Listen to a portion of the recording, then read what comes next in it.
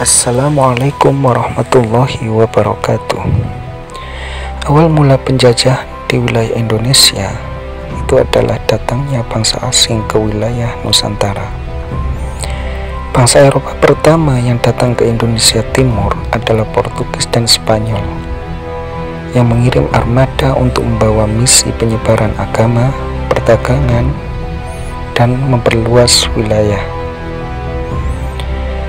Armada dagang Belanda di bawah pimpinan Cornelis de Houtman pada tahun 1596 berlabuh di Banten.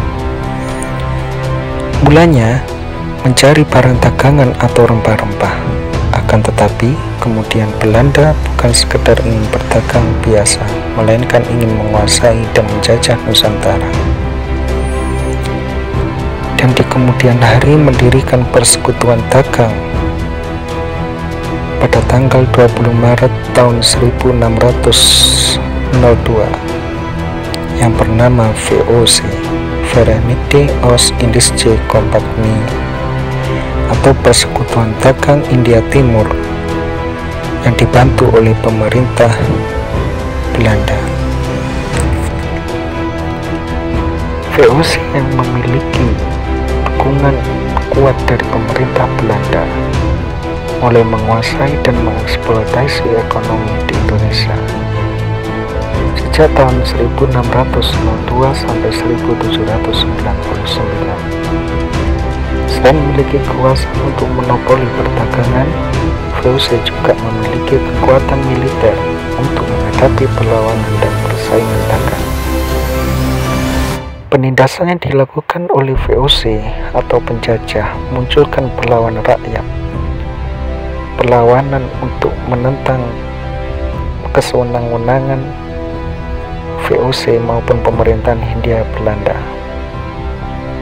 Perlawanan ini sangat banyak sekali, yang biasanya dipimpin oleh seorang ulama ataupun bangsawan. Salah satu contoh perlawanan tersebut meliputi perlawanan dari Sultan Agung yang berasal dari Mataram, Sultan Hasanuddin dari Goa, Sulawesi Selatan, Sultan Ageng Tirtayasa, Sultan Iskandar Muda, Untung Suropati, Ibnu Iskandar dari Minangkabau, Patimura dari Maluku, atau yang dari Jawa Pangeran Diponegoro. Perlawanan-perlawanan para bangsawan maupun ulama tidak membuahkan hasil. Hal tersebut disebabkan karena satu, perjuangan masih bersifat lokal atau kedaerahan. Perlawanan tidak serentak. Perlawanan dipimpin oleh pemimpin karismatik sehingga tidak ada yang melanjutkan. Berikutnya hanya menggunakan kekerasan senjata. Yang berikutnya, para pejuang diadu domba oleh penjajah. Para penjajah menggunakan politik divide et impera atau politik memecah belah bangsa Indonesia. Pada tahun 1908, bentuk perjuangan bangsa Indonesia mulai berubah. Hal ini ditandai dengan berdirinya sebuah organisasi. Organisasi tersebut bernama Budi Utomo. Budi Utomo berdiri pada tanggal 20 Mei 1908 yang didirikan oleh para mahasiswa Stovia di Jakarta, yang diprakarsai oleh Dr. Mas Ngabai Wahidin Sutirohusodo, yang sebelumnya memulai kampanye untuk meningkatkan martabat rakyat dengan cara membentuk dana pelajar. Kemudian dari sini organisasi ini mengangkat Sutomo sebagai ketua. Organisasi Budi Utomo merupakan cikal bakal lahirnya organisasi-organisasi lain yang ada di Indonesia, sehingga setiap tanggal 20 Mei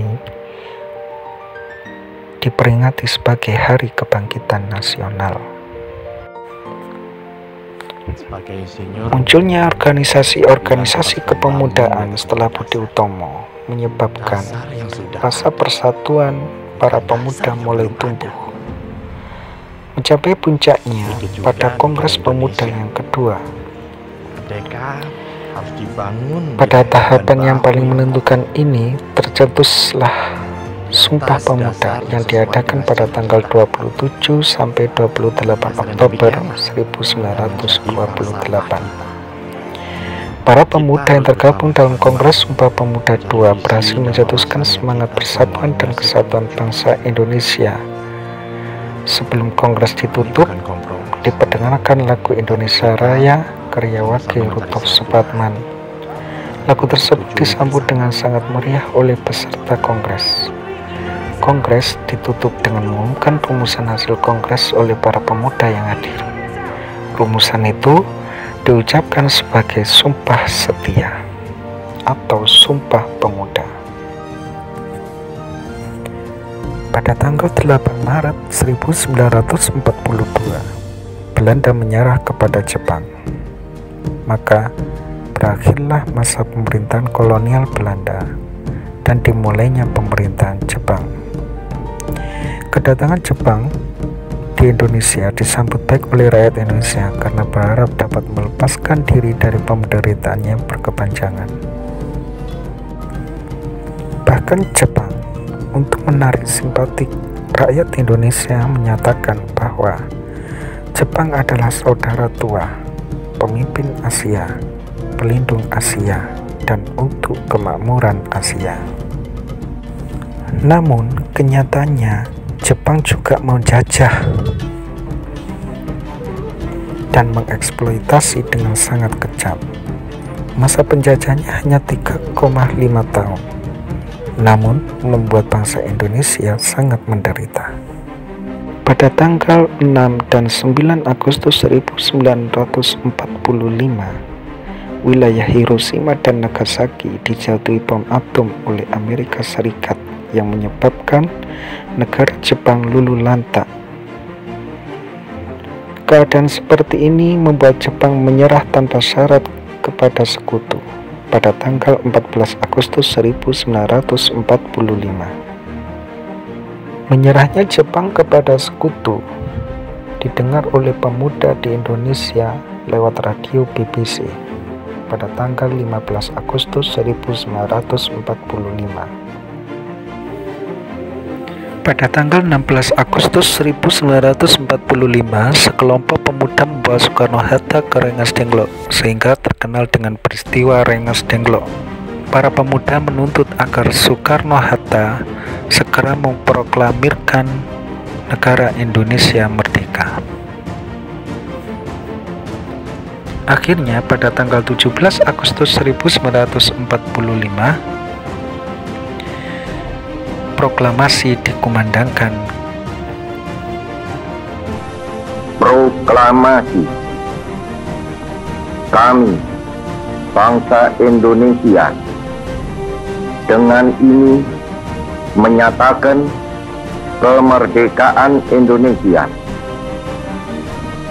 Hal-hal yang mengenai pemindahan kekuasaan dan lain-lain diselenggarakan dengan cara saksama dan dalam tempo yang sesingkat-singkatnya. Jakarta, 17 Agustus 1945, atas nama bangsa Indonesia, Soekarno-Hatta.